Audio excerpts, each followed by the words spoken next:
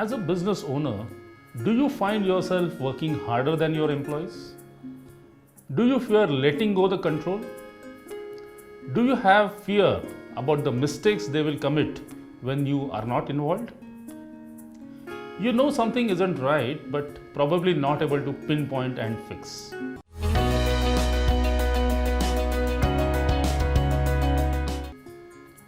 Not able to let go is one of the main reasons why businesses stagnate.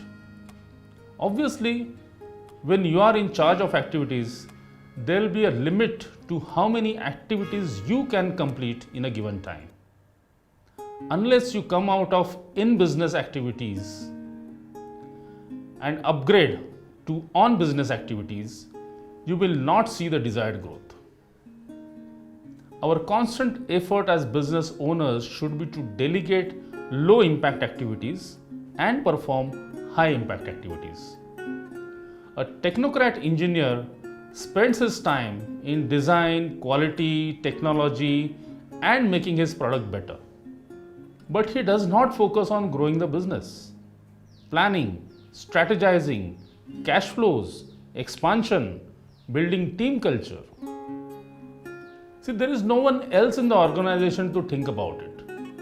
Remember, you will always get resources to fill in for all the functions in your business, but you will not get someone to act like the business owner.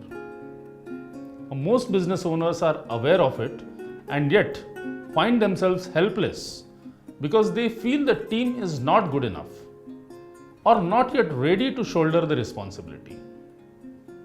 There are multiple reasons because of which you don't feel comfortable letting your team handle things on their own. You believe you need to get involved because you cannot afford any mistakes that may cost you time, money, effort, reputation, or your customer may suffer. You feel your team needs little more training, little more practice, little more experience, little more time before you can let go. But in reality, this little more time takes forever. Now, here are my suggestions based on my own experience and experience of working with many business owners as a coach.